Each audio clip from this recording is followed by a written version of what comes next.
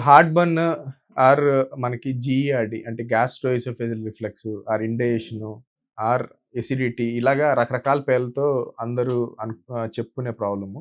ఇది చాలా కామన్‌గా మన డే టు డే మన లైఫ్ స్టైలు డిజార్డర్‌గా చెప్పుకుంటాము. సో, ఈ జీఈఆర్‌డి ఆర్ ఈ ఎసిడిటీ ఆర్ హార్ట్ బర్న్ అనే ప్రాబ్లము మీకు ఫేస్ చేస్తున్నారు అంటే మీ లైఫ్ స్టైలు, డైట్ బాలేదు. అంటే మీరు లైఫ్ స్టైలు డిజార్డర్‌గా చెప్పుకుంటాం. ఎవరైతే టైంకి ఆహారం తీసుకోరో, ఎవరైతే ఎక్కువ బయట ఫుడ్స్ ప్రిఫర్ చేస్తా ఉంటారో, ఎవరైతే ఎక్కువ మసాలాలు గాని, పులుపులు, కారాలు లేకపోతే ఎక్కువ స్పైసీ ఫుడ్సు లేకపోతే నాన్ వెజిటేరియన్ ప్రిఫర్ చేస్తా ఉంటారో, ఎవరైతే ఎక్కువ టీలు, కాఫీలు తాగుతా ఉంటారో, లేకపోతే ఎవరు కొంచెం ఓవర్ వెయిట్ ఉంటారో, ఇలాగే కొంతమంది నైట్ షిఫ్ట్స్ ఇప్పుడు మీరు చూసే ఉంటారు. ఎక్కువ సాఫ్ట్‌వేరు నైట్ కాల్స్ అని, యూఎస్ టైమింగ్స్ అని చెప్పేసి ఎక్కువ నైట్ మేలుకోవడం, మార్నింగ్ పడుకోవడం అనేది జరుగుతుంది. ఇలాగా షిఫ్ట్ వర్కర్స్‌లో ఎక్కువ చూస్తాం. సో, ఇవన్నీ గూడా ఏం చెప్తున్నాయంటే, మీ లైఫ్ స్టైల్, డైట్ బాలేదు. సో, నేను రెగ్యులర్‌గా ఓపీలో చూసే ఒక కామన్ ప్రాబ్లము ఈ GERD are heart burn.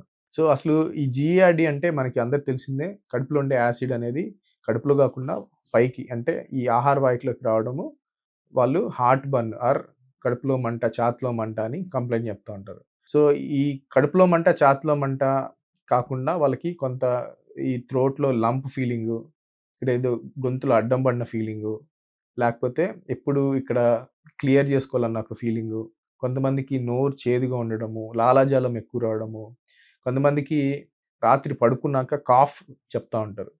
So, ఈ క్రానిక్ కాఫ్‌కి కూడా ఒక రీజన్ వచ్చేసరికి heart burn or acidity problem.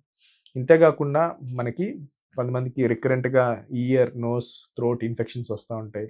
అలాగే కొంతమందికి వాయిస్ అనేది మారుతా ఉండడం, కొంచెం వాయిస్ చేంజ్ అనేది ఇవన్నీ గూడా ఈ హార్ట్ బర్న్ ఆర్ జీఆర్‌డీ ఒక సింప్టమ్స్‌గా చెప్పుకుంటాం.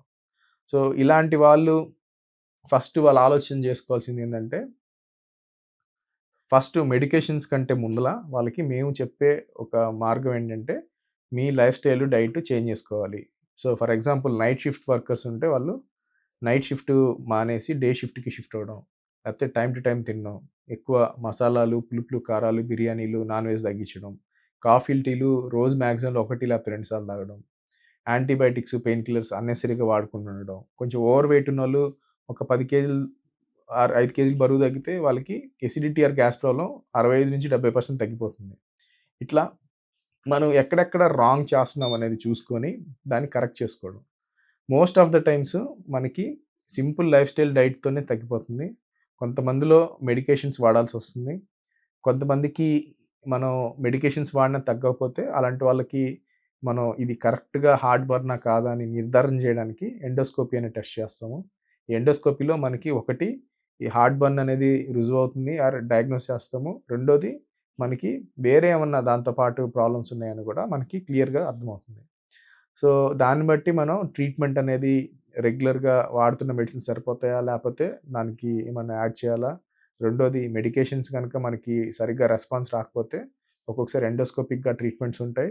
లేకపోతే సర్జికల్ ట్రీట్మెంట్స్ ఉంటాయి. ఇట్లా మనం పర్సన్ టు పర్సన్ ఇవి మనం చూసుకుంటా ఉంటాం.